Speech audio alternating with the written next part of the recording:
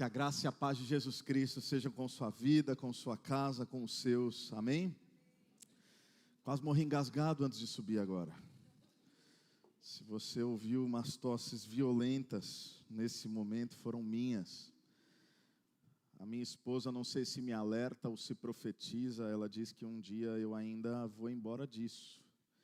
Ela fala, quando você ficar velho, você vai morrer engasgado. Que novo você já engasga. Eu engasgo com a minha saliva. Eu estou ganhando tempo para poder pregar. E graças a Deus eu nunca peço água, mas hoje o Renan falou, quer água? Eu falei, quero. Então acho que eu fiquei tão empolgado que eu engasguei. João capítulo 17, se você puder abrir a sua Bíblia comigo no Evangelho de João, capítulo 17. Meus irmãos, entramos no mês da Páscoa, o mês mais importante do calendário cristão, porque é verdade que o Natal é muitíssimo importante, Jesus precisava nascer, mas perceba, se ele tivesse nascido, mas não tivesse morrido na cruz e ressuscitado naquele domingo, o apóstolo Paulo vai dizer que a nossa esperança seria vã, que nós seríamos, entre todos os homens, os mais dignos de pena, porque nossa esperança estaria apenas exclusiva à realidade dessa vida.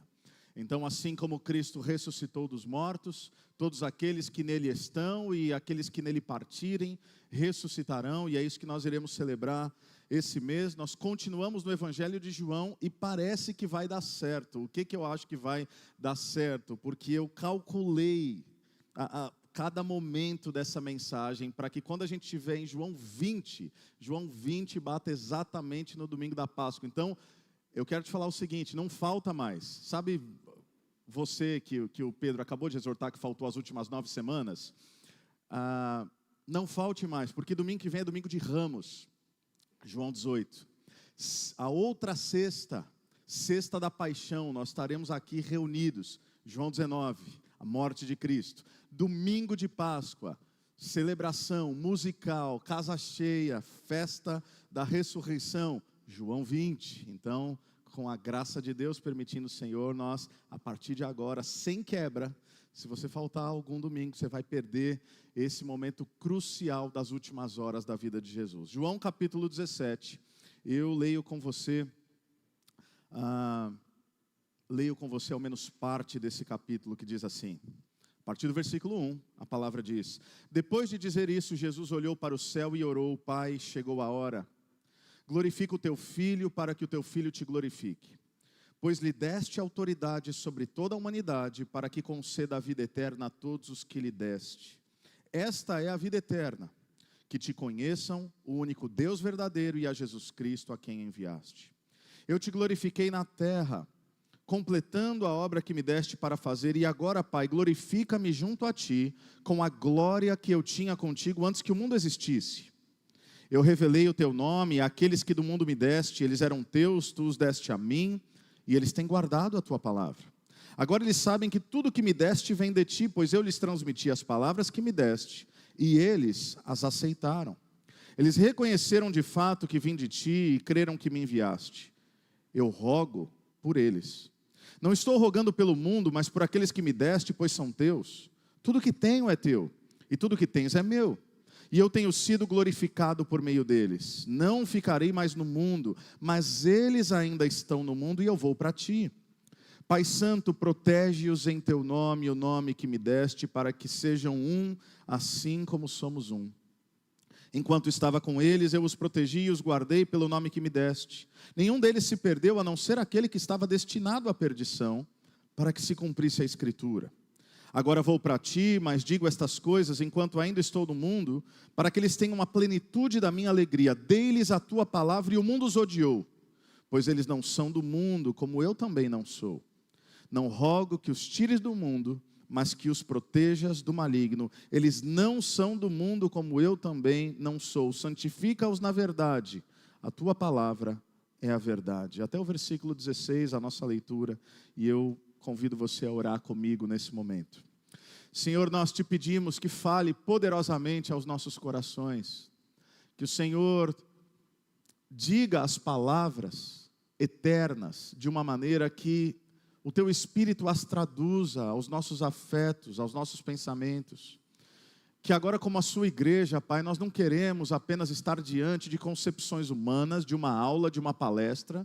Nós não estamos diante de algo que se resume à oratória ou à habilidade daquele que fala, de maneira alguma, porque nada disso tem a capacidade, o poder de transformar um ser humano de dentro para fora. Mas a tua palavra, o Senhor, pelo teu Santo Espírito, isso sim, isso carrega poder, autoridade, transformadora, vivificadora.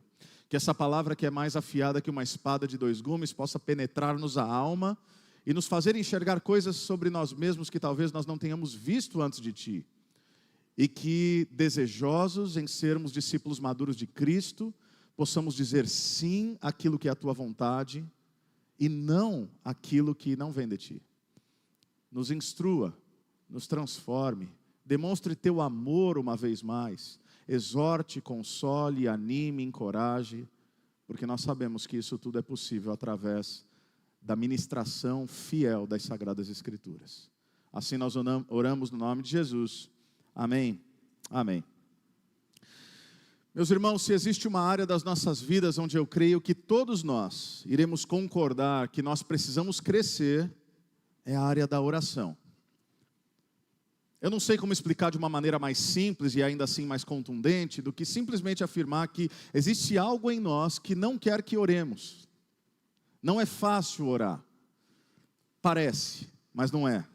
Afinal, é fácil falar, é fácil pronunciar palavras, é fácil separar, é fácil, sobretudo, quem sabe, fazer um pedido de súplica no momento de dificuldade. Isso é fácil, mas não é fácil ter uma vida de oração.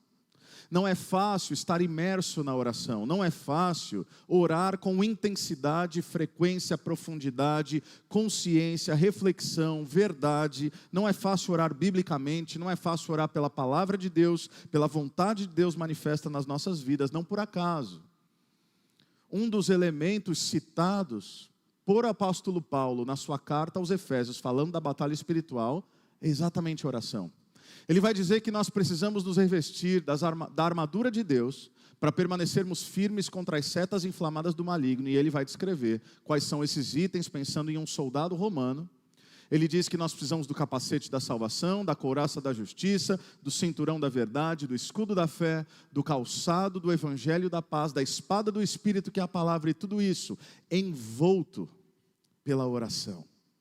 Porque se todas essas coisas forem agarradas, mas não forem solidificadas através da oração, com certeza nós não estaremos preparados. De modo que oração nunca é suficiente. Se eu lhes perguntasse aqui, olha, levante a sua mão, quem acha que essa semana exagerou? E aí você me perguntaria, exagerou no quê, pastor? E eu diria, exagerou na oração, orou demais. Ninguém, nem eu. Pastor, eu acho que eu estou muito bitolado, estou orando muito. Estou precisando orar um pouco menos, estou falando muito com Deus, precisava assim, me dedicar menos à minha relação com Deus. É claro que ninguém jamais vai falar isso. Portanto, falar de oração é falar de algo necessário, é falar de algo desafiador, é falar de algo profundo. Então, é crucial compreendermos que nós estamos aqui nesse texto em João 17, ainda na última noite, agora nas últimas horas de Jesus, antes do seu aprisionamento. Nós estamos diante de uma das orações mais importantes de toda a Bíblia.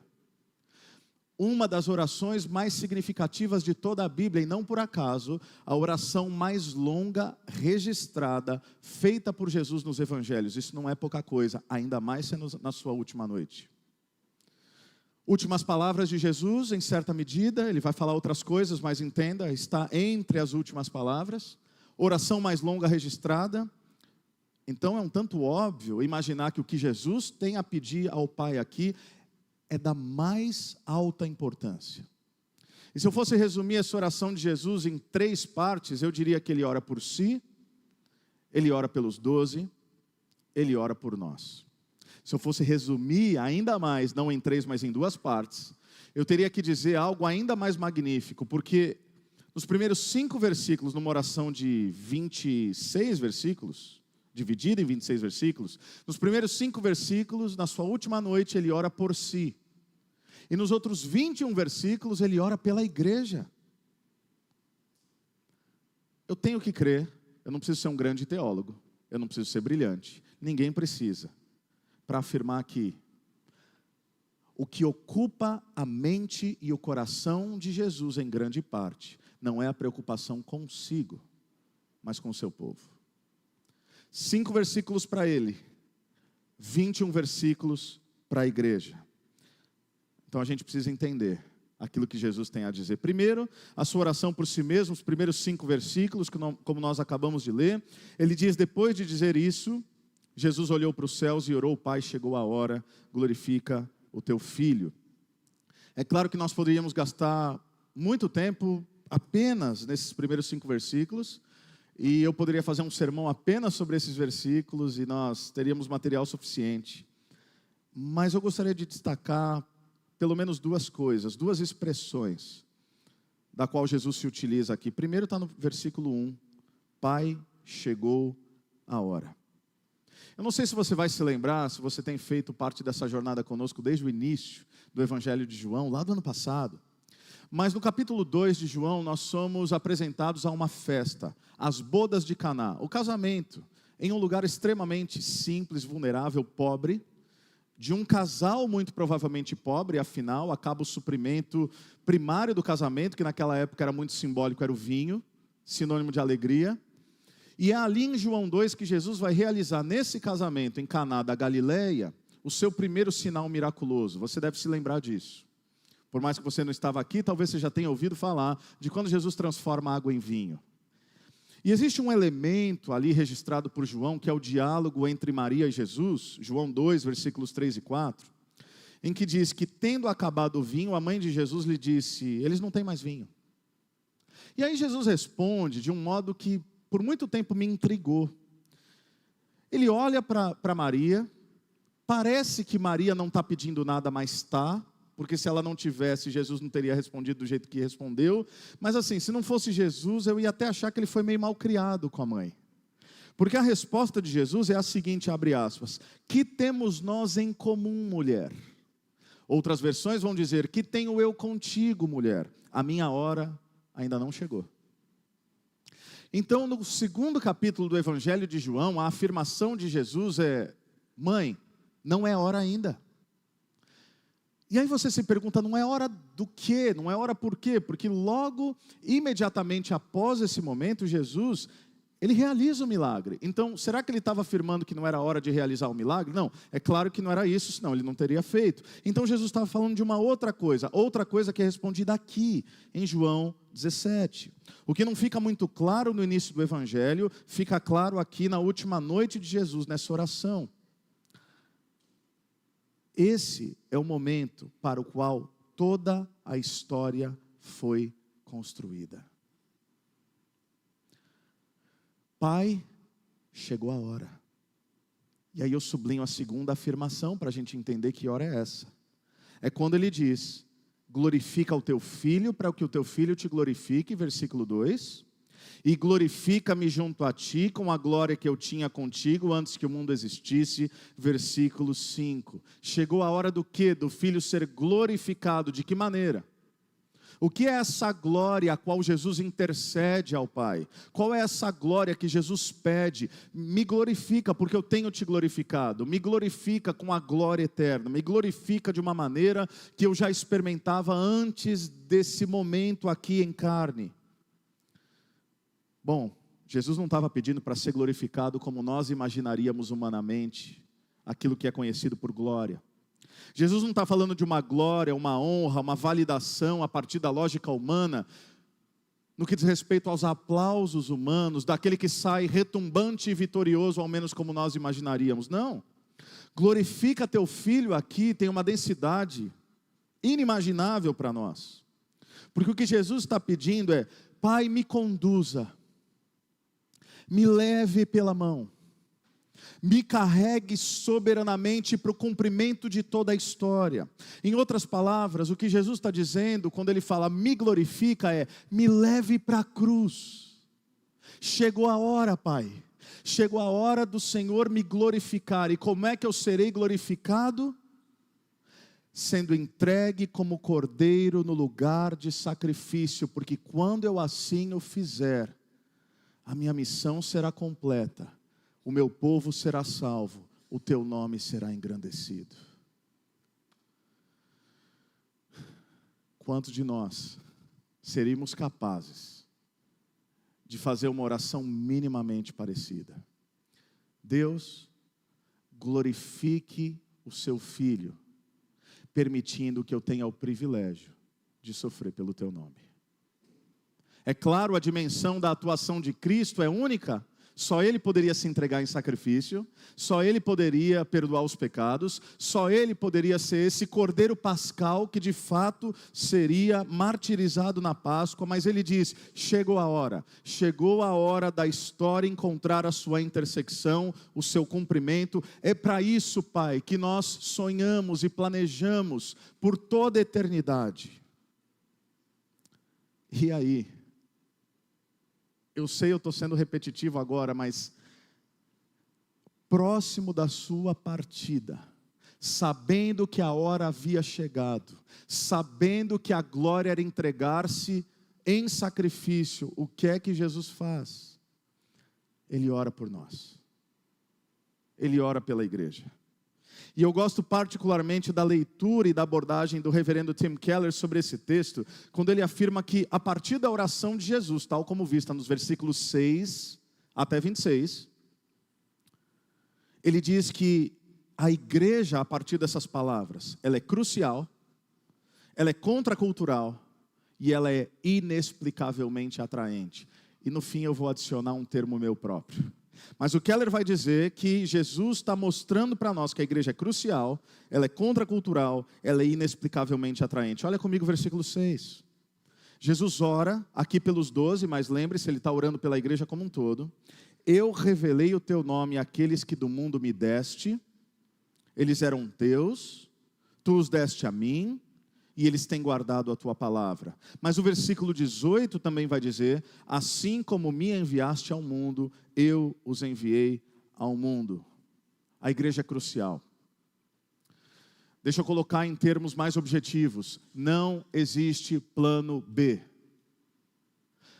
O único instrumento, o único povo, a única comunidade, a única estratégia de Deus para revelar-se ao mundo, para proclamar a salvação, para anunciar o perdão dos pecados, para dizer o que Deus fez, o que Deus faz e o que Ele há de fazer, é a igreja, de modo que se a igreja omitir-se em sua identidade, função e autoridade, algo faltará no mundo, porque Deus, podendo escolher todas as coisas, podendo, por exemplo, fazer com que as pedras clamem quando nós nos calarmos, ainda assim, Paulo vai dizer que ele escolheu a loucura da pregação para proclamar a verdade, o evangelho.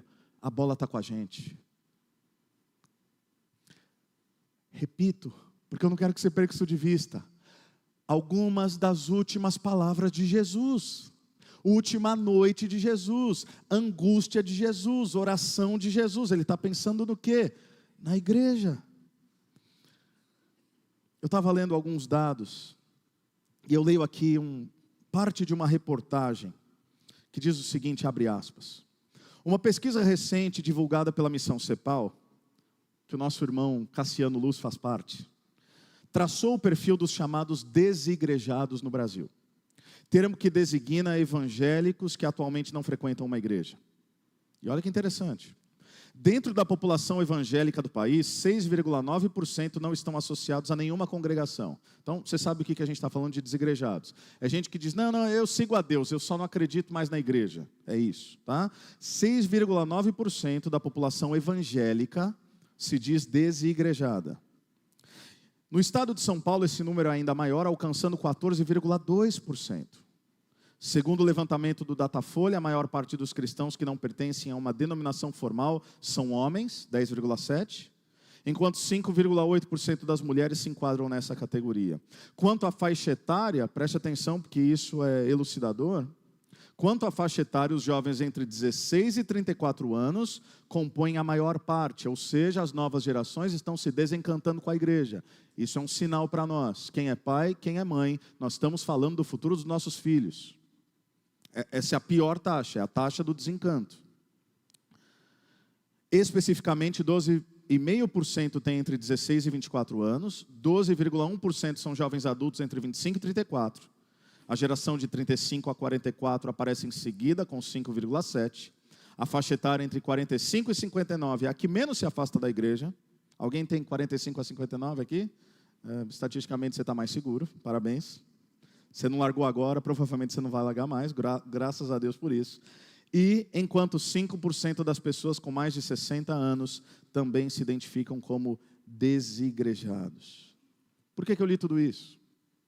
Talvez você conheça alguém que está revoltado com a igreja, revoltado com Deus, revoltado com a instituição religiosa, diz ter sido ferido, ou traído, ou espiritualmente abusado. E alguns desses relatos, infelizmente, são verdadeiros. Alguns desses relatos, infelizmente, têm legitimidade. Agora, o que dizer a uma pessoa que diz crer em Deus, mas não deseja fazer parte da igreja de Jesus? Será que é possível viver plenamente o Evangelho sem a experiência da vida cristã comunitária? Bom, eu perguntaria, é possível, é factível simplesmente abandonar a igreja quando nós vemos que a maior oração de Jesus é justamente destinada à igreja?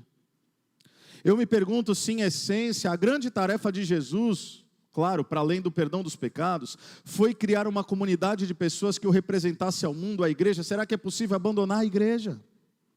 Então, será que alguém, por mais legitimamente que seja, por mais machucado que seja, por mais desencantado que esteja, será que alguém, com profunda consciência e honestidade intelectual, poderia afirmar: eu acho que Jesus não teria problema nenhum em eu abrir mão do projeto pelo qual Ele mesmo entregou sua vida?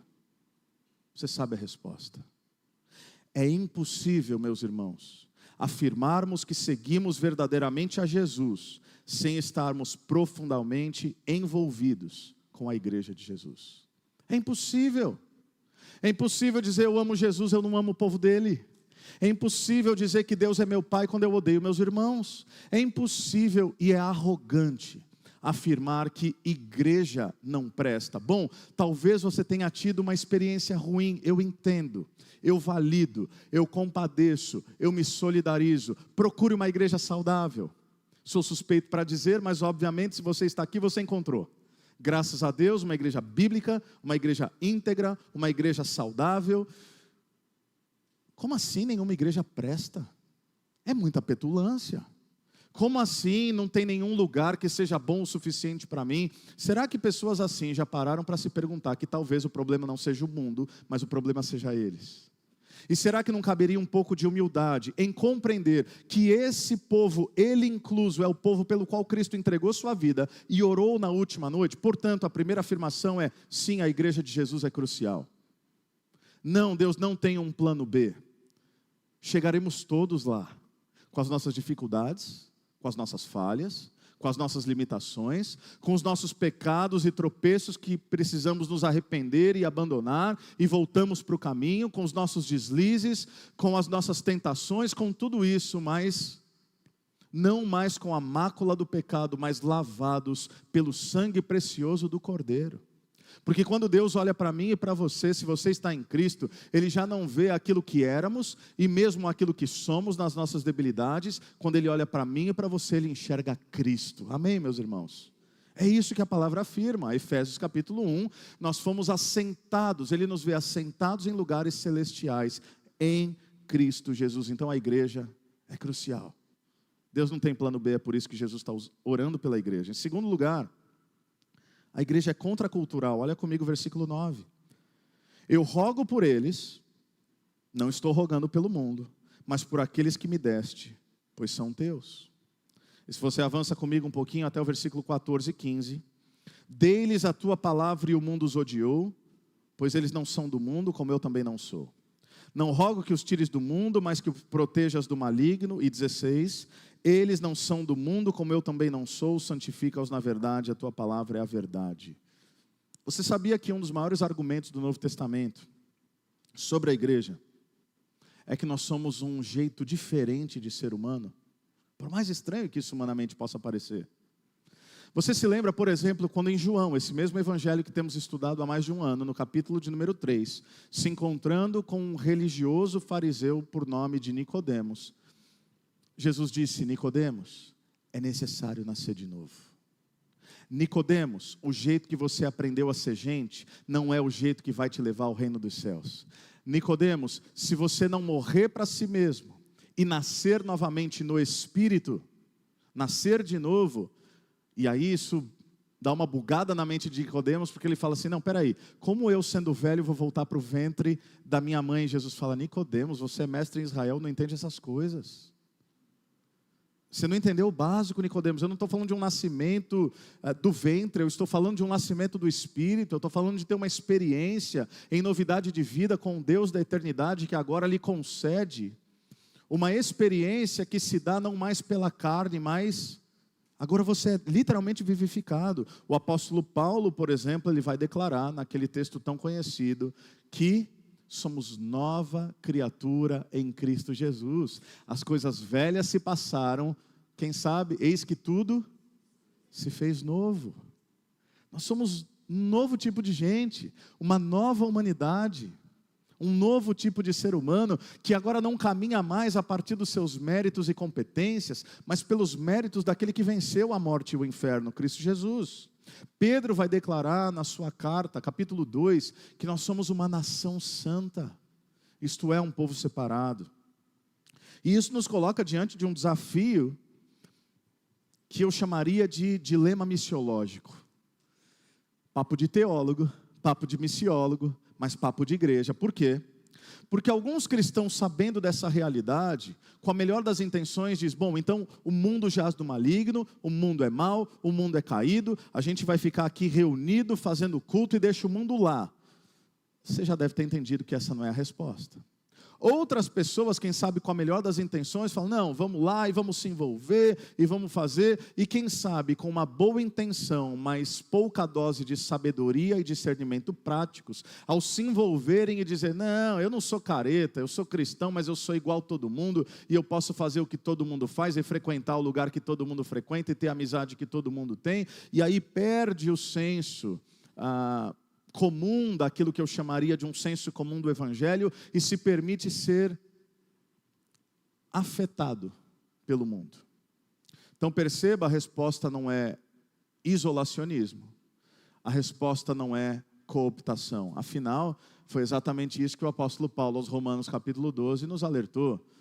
Não se amoldem ao padrão deste mundo, mas sejam transformados pela renovação das vossas mentes. Este é o culto racional de vocês, versículo 1 e versículo 2, para que então você possa provar e experimentar a boa, perfeita e agradável vontade do Senhor. Não entrem no molde desse mundo, não vos amoldeis, não entrem no molde, não vos conformeis, não entrem na forma. Então aqui Jesus ele está afirmando que não somos desse mundo, como ele também não é.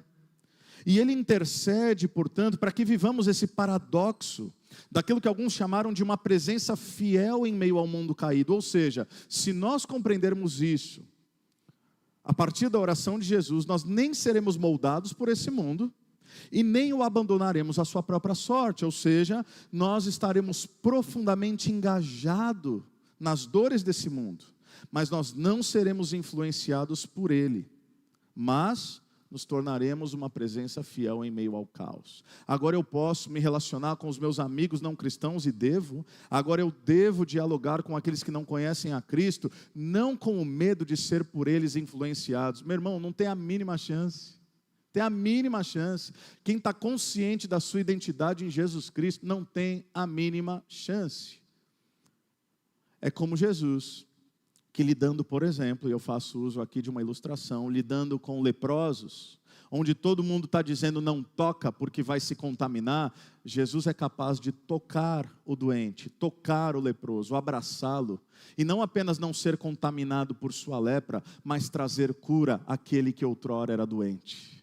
Então, esses são os discípulos de Jesus, essa contracultura, esse jeito diferente de ser gente, mas que é um paradoxo para o mundo. Peraí, então vocês não estão se isolando? Não. Ah, mas vocês também não vivem igual a todo mundo? Não. Então quem são vocês? Nós somos pessoas transformadas pelo Evangelho, no amor de Jesus Cristo, que pode se envolver e se envolve com as questões e as dores e as mazelas do mundo, mas não como quem é por ele influenciado, mas quem impacta a vida das pessoas, não por nós, mas pelo poder do Evangelho.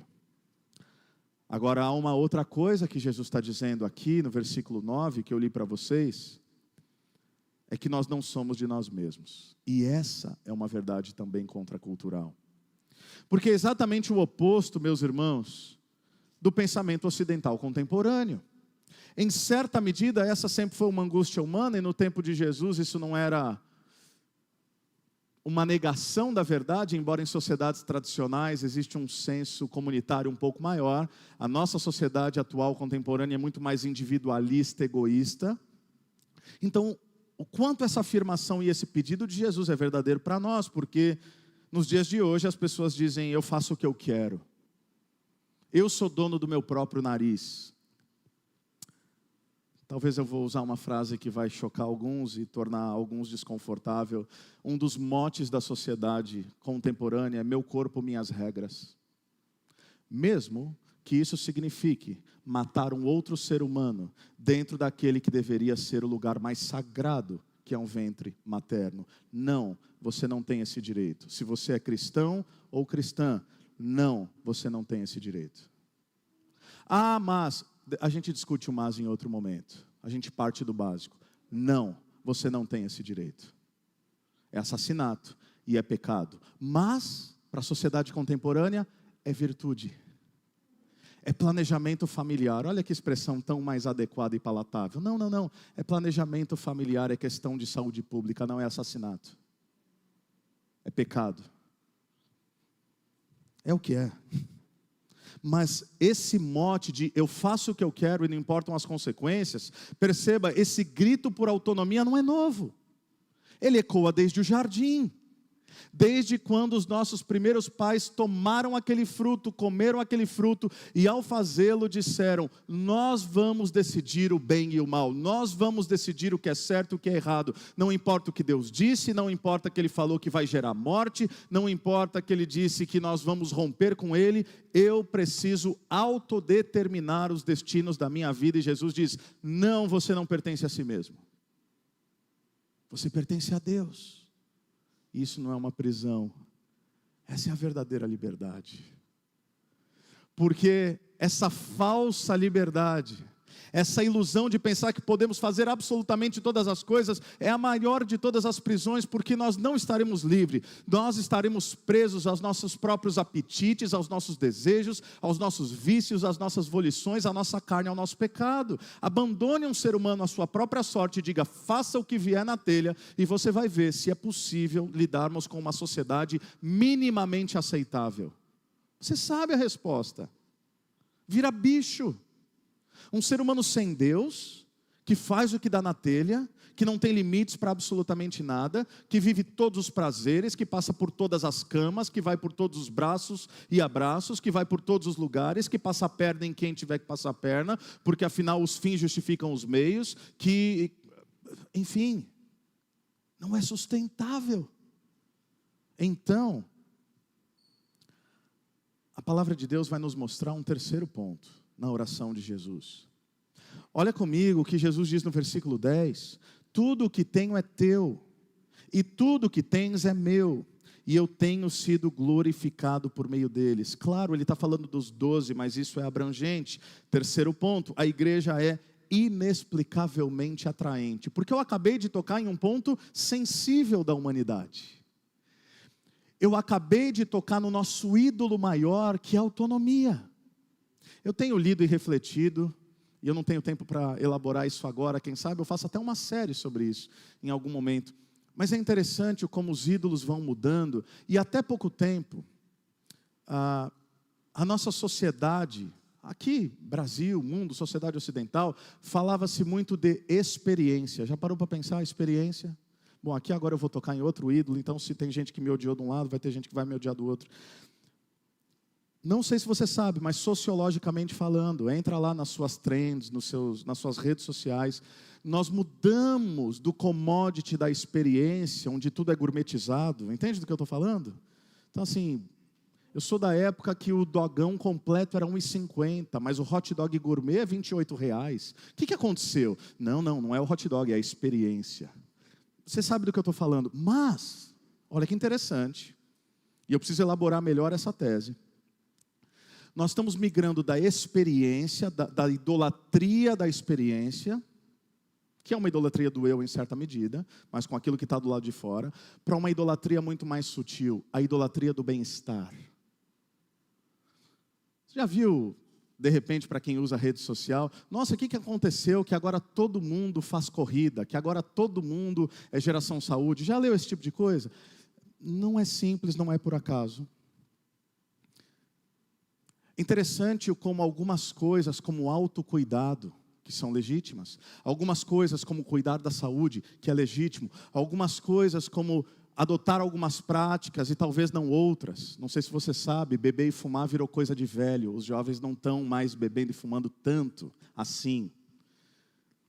Isso parece muito bom, mas isso tem se tornado um produto cada vez maior, porque afinal, o novo status não é a experiência que você tem no restaurante caro, o novo status é se você está no shape, é se você tem acesso à reposição hormonal, o novo status é se você faz parte daquele grupo, geração saúde, que corre e faz e nada e faz todo tipo de coisa. Esse é o novo status.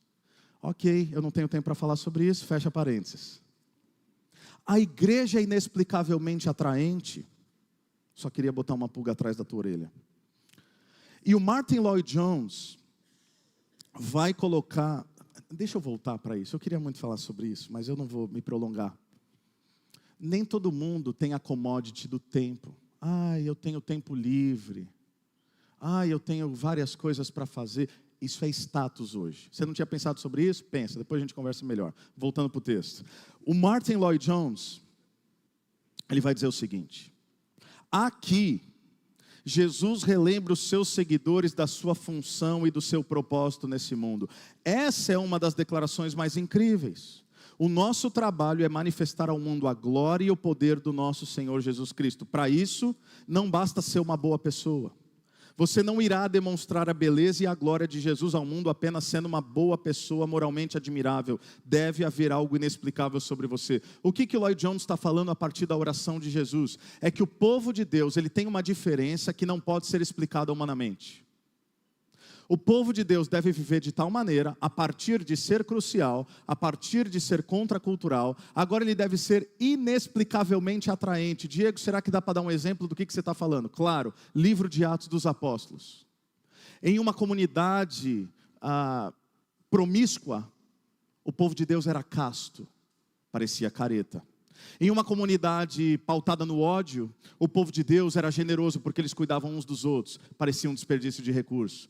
Em uma comunidade mesquinha, onde cada um ajuntava apenas riquezas para si, eles iam e abandonavam e vendiam terrenos e propriedades e bens e lançavam aos pés dos apóstolos para que ninguém tivesse sobra demais, para que portanto ninguém tivesse falta alguma. Parece uma loucura, não faz sentido nenhum. Que tipo de povo é esse? Será que a gente odeia? Será que a gente ama? Será que a gente respeita? Será que a gente despreza? E o que começou a acontecer? A igreja começou a avançar, porque a pergunta era: que povo é esse? Por que eles vivem desse jeito? Como é que a gente consegue explicar? É isso. Isso significa ser inexplicavelmente atraente. É ser tão diferente sem ser judicioso, ser tão contracultural sem ser opressivo, é ser tão distinto do mundo, mas gerar uma certa pergunta que faz com que o mundo olhe e se questione: o que está acontecendo com eles? Meus irmãos, essa igreja que cresce a partir da liderança de homens iletrados, de homens sem nenhum poder, sem nenhum status, sem nenhum recurso, de modo que em Atos capítulo 2, quando o Espírito Santo vem sobre eles o povo pergunta assim: peraí, não são galileus estes? O que eles estão perguntando literalmente, a gente transforma o texto num texto muito místico, o que eles estão perguntando é: peraí, desde quando eles aprenderam a falar outro idioma? Esses caipiras que não sabem falar direito nem o idioma deles. É isso que está em Atos 2. Não são galileus esses homens? Como é que estamos ouvindo as maravilhas de Deus na nossa própria língua? Por quê? Porque eles estavam falando em outros idiomas, empoderados pelo Espírito Santo para revelar a verdade do Evangelho. E todo mundo olha e fala: esses caras são pescadores. Esses caras não são ninguém. Eles mal falam a língua deles. Como é que eles estão falando a nossa? Onde foi que eles aprenderam? Que escola eles foram? Que universidade eles frequentaram? E a resposta era óbvia: nenhuma. É o poder de Deus que torna a igreja inexplicavelmente atraente. Mas eu disse que havia um quarto ponto, e encerro com este. A igreja é a restauração da imagem de Deus no mundo. Olha comigo o versículo 21. Para que todos sejam um, Pai, como Tu estás em mim, e eu em Ti. Que eles também estejam em nós. Para quê? Para que o mundo creia que Tu me enviaste. Meus irmãos, o ser humano foi criado à imagem e semelhança de Deus, a coroa da criação no 6º dia. Tendo feito todas as coisas, Deus diz: façamos o homem à nossa imagem e semelhança, isto é, façamos alguém na terra que nos represente tal como somos nos céus. Gênesis 1. Passa Gênesis 2, o relato da criação do homem e da mulher com um pouco maior de detalhamento. Gênesis 3, o pecado entra no mundo. Sabe o que acontece, entre outras coisas? Essa imagem bela, representativa da Trindade no mundo, se torna distorcida pelo pecado. Agora o ser humano, que deveria ser a face de Deus, se manifesta como um irmão matando o outro, Caim e Abel. Se manifesta como pessoas violentando umas às outras, como na realidade dos tempos de Noé, de modo que Deus tem que mandar um dilúvio. Se manifesta como seres humanos querendo fazer conhecido o seu próprio nome, a sua própria fama, o seu próprio poder, e erigindo coisas e edificando coisas para tentar chegar a Deus com a força do seu próprio braço, de modo que Deus os confunde e os espalha. A imagem que se reflete agora nesse espelho é uma imagem borrada. A não ser que Deus enviasse um outro, na qual nós pudéssemos olhar e perguntássemos: mostra-nos o Pai. E Ele fosse capaz de dizer: mostra-nos o Pai? Quem me viu, viu o Pai. A não ser que tivesse um outro ser humano, como deveríamos todos ser, de um outro jeito, sem pecado, imaculado, com a face de Deus, no qual o apóstolo Paulo, na sua carta aos Colossenses, no capítulo 1, dissesse: Ele é a imagem do Deus invisível, é Ele é o retrato, Ele é o novo Adão, Ele é a nova referência. Quer ver Deus? Quer ver o amor de Deus? Quer ver o cuidado de Deus? Quer ver o perdão de Deus? Olhe para Ele. Quem é esse homem? Jesus Cristo. Agora, a partir de Jesus Cristo, é inaugurada essa nova humanidade. De modo que, quando o mundo olhar para nós, como Jesus Cristo fisicamente já não aqui está mais, que eles possam olhar para mim e para você. Eu sei, é um escândalo, eu sei, é inexplicável, mas quando o mundo olhar para o meu rosto e para o seu rosto, o alvo de Deus é que eles vejam o rosto de Jesus. É isso que Ele está pedindo. Que eles sejam um, de tal maneira como nós somos um, para que o mundo creia que Tu me enviaste. Que declaração poderosa. O que Jesus está pedindo ao Pai na sua última noite é: Senhor, Pai, ajude-os a viver menos para si mesmos, ajude-os a viver mais uns pelos outros. Pai, que eles amem de uma maneira como ninguém mais ama, que eles perdoem de uma maneira que ninguém mais perdoa, que eles sejam generosos de uma maneira como ninguém mais é generoso, que eles vivam de uma maneira como ninguém mais viva. Para quê? Para que quando o mundo olhar para a igreja, perceba, a igreja não é um projeto religioso, não é eu vou lá na Calvary Campo. Desculpa se você veio desavisado, agora você pode sair assim, pesado ou maravilhado. Já era. Já era. Olhar para você é olhar para a face de Cristo. Portanto, nós carregamos essa responsabilidade e esse privilégio. Então, quando olharem para nós, eles vão se perguntar: por que eles se amam tanto?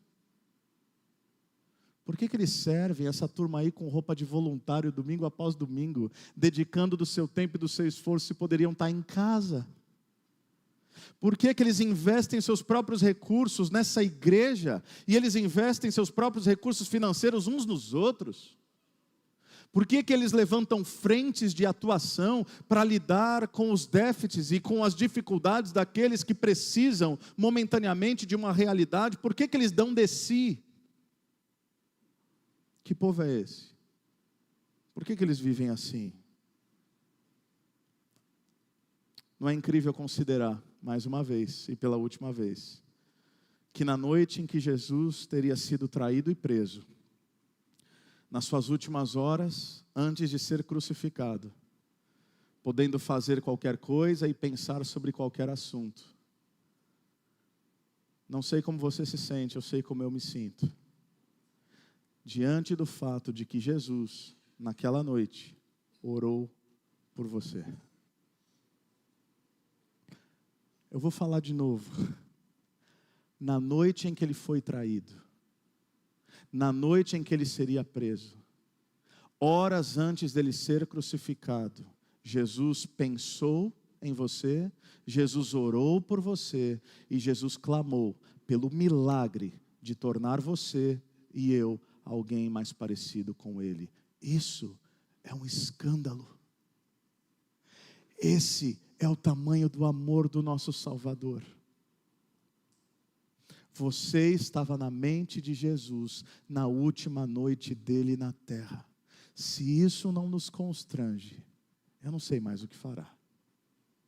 Eu quero que você fique de pé. Eu quero te convidar a fazer uma oração muito simples. Jesus, me torne mais parecido contigo. Só isso. Vai levar a vida toda. Vai ter percalço. Você vai pensar que você não vai conseguir. Você vai querer desistir. Você vai duvidar do amor de Deus. Mas nunca se esqueça que aquilo que ocupava a mente e o coração de Jesus na sua última noite era a sua vida e a sua salvação. Vamos orar.